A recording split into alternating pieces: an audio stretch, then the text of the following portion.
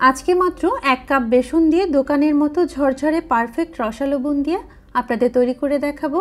রেসিপির ফাঁকে ফাঁকে থাকছে অনেকগুলো টিপস, ফলে আনাড়ি হাতে নতুন রাঁধুনিরাও খুব সহজভাবেই পারফেক্টভাবে এই বুন্দিয়াটা বাসায় তৈরি করে নিতে পারবে। আর এটা খেতে এত বেশি টেস্টি হয়ে থাকে, বাসায় তৈরি করলে দোকানের কেনা বুন্দিয়া আর কখনোই খেতে চাইবেন না। আজকে আমি আপনাদের বেসনের বুন্দিয়া তৈরি করে দেখাবো। বেসনের বুন্দিয়াটাই খেতে অনেক বেশি টেস্টি হয়। এই জন্য প্রথমেই একটা বোলের উপরে একটা চালনি বসিয়ে এর মধ্যে 1 কাপ পরিমাণ বেসন দিয়ে এটাকে চেলে নিয়েছি। চালনি দিয়ে বেসনটাকে চেলে নিলে এটা দিয়ে খুব সহজে মসৃণ একটা ব্যাটার তৈরি করে নেওয়া যায়। এখন এর মধ্যে আমি 1 চা চামচ পরিমাণ তেল দিয়ে এটাকে বেসনের সাথে খুব ভালো করে মিক্স করে নিলাম। এখন যেই কাপ দিয়ে বেসন মেপে নিয়েছি সেই সেম কাপ দিয়ে 1.5 কাপ মানে 3/4 কাপ পরিমাণ পানি অল্প অল্প করে ঢেলে আমি একটা ব্যাটার তৈরি করে নিব। তো সবটুকু পানি এর সাথে অ্যাড করা হয়ে গেলেও এটাকে আমি প্রায় 2 থেকে 3 মিনিটের জন্য ভালো করে বিট করে নিব। এর ফলে কিন্তু এই ব্যাটারটা আরও বেশি মসৃণ হবে। এই তো আমার বুন্দিয়ার ব্যাটারটা তৈরি হয়ে গিয়েছে। এই ব্যাটারটা না খুব ঘন হবে না খুব বেশি পাতলা হবে, একটা মিডিয়াম কনসিস্টেন্সির ব্যাটার তৈরি করে নিতে হবে। এখন এখান থেকে সামান্য কিছুটা ব্যাটার দুটো পাত্রে আমি ঢেলে নিচ্ছি আর এর মধ্যে দুটো কালার অ্যাড করে নিব। একটার মধ্যে আমি রেড কালার অ্যাড করব আর একটার ভিতরে গ্রিন কালার অ্যাড করব। চাইলে কিন্তু বুন্দিয়ার ভিতরে এই কালারটা নাও অ্যাড করতে পারেন, এর ফলে কিন্তু টেস্টের কোনো হেরফের হবে না, জাস্ট দেখার সৌন্দর্য। এখন বুন্দিয়াগুলোকে আমি ভাজতে যাব। ভাজার জন্য চুলায় একটা প্যান বসিয়ে এর মধ্যে পর্যাপ্ত পরিমাণ তেল দিয়ে তেলটাকে কিন্তু হাই হিটে গরম করে নিতে হবে।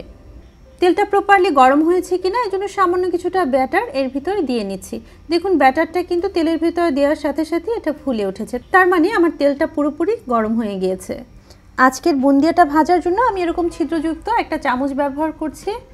এই চামচটাকে কিন্তু একদম হাইতেও তোলা যাবে না, হাঁড়ি থেকে মাত্র 6 থেকে 7 ইঞ্চি উপরে উঠিয়ে তারপরে ব্যাটারটাকে তেলের ভিতরে ঢালতে হবে। তাহলেই দেখবেন বুন্দিয়াগুলো এরকম ফুলকো ফুলকো হবে।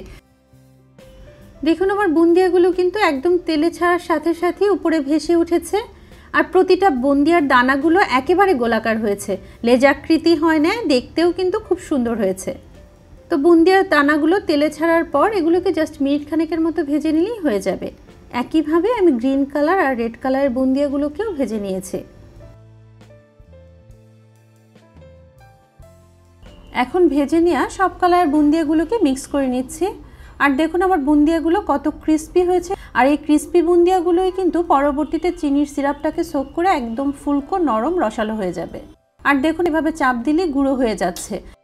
এখন বুন্দিয়ার জন্য চিনির সিরাপটা তৈরি করব। এই জন্য চুলায় একটা প্যান বসিয়ে নিয়ে যেই কাপ দিয়ে বেসন মেপে নিয়েছিলাম সেই সেম কাপ দিয়ে 1 কাপ পরিমাণ চিনি দিয়ে নিচ্ছি আর সেম কাপ দিয়ে 1/2 কাপ পরিমাণ পানি দিয়ে নিচ্ছি। এরপর চুলা লো মিডিয়ামের মাঝামাঝি রেখে এই চিনির সিরাপের মধ্যে একটা বলক তুলে নিতে হবে। নতুনদের জন্য আমি আর 1 তার 2 তারের কথা বলছি না, জাস্ট বলক আসার পরে এই চিনির সিরাপটাকে বারবার নেড়ে 3 থেকে 4 মিনিটের জন্য আমি জাল করব। এরই মধ্যে কিন্তু চিনির দানাটাও গলে যাবে আর চিনির সিরাপটাও পুরোপুরি তৈরি হয়ে যাবে। যেহেতু বুন্দিয়া তৈরিতে একটা ঘন চিনির সিরাপ দরকার, তো ঠান্ডা হয়ে যাতে চিনির সিরাপটা জমাট বেঁধে না যায় এই জন্য এই পর্যায়ে এর সাথে অ্যাড করে দিচ্ছি 1 চা চামচ পরিমাণ লেবুর রস আর সবশেষে এর মধ্যে অ্যাড করে দিচ্ছি 1 চা চামচ পরিমাণ ঘি। আর এই ঘিটা অ্যাড করার ফলে কিন্তু বুন্দিয়া থেকে অপূর্ব একটা ঘিয়ের ফ্লেভার আসবে আর খেতেও অসম্ভব মজার হবে। এখন চুলার আঁচটা একদম লোতে এনে এর মধ্যে আমি বুন্দিয়ার দানাগুলোকে ঢেলে দিয়ে বারবার নেড়ে এই বুন্দিয়ার দানার সাথে চিনির সিরাপটাকে খুব ভালো করে মিক্স করে নেব। এরপর এটাকে ঢাকনা দিয়ে ঢেকে চুলার আঁচ একদম লোতে এনে এই বুন্দিয়াটাকে দমে রান্না করব প্রায় 5 মিনিটের জন্য। লো হিটে 5 মিনিট এটাকে দমে রান্না করার পর ঢাকনা তুলে এটাকে আরও একবার ভালো করে নেড়ে দিব। দেখুন ভিউয়ার্স এ পর্যায়ে কিন্তু এর ভিতরে অনেকটাই চিনির সিরাপ রয়েছে। তো এখন আমি চুলাটাকে বন্ধ করে দিয়ে এটাকে ঢাকনা দিয়ে ঢেকে 2 থেকে 3 ঘন্টার জন্য এই গরম সিরাপের মধ্যে বুন্দিয়াটাকে রেখে দেব। তো 2 থেকে 3 ঘন্টা পরে আমি ফিরে আসছি আবারও বুন্দিয়ার কাছে।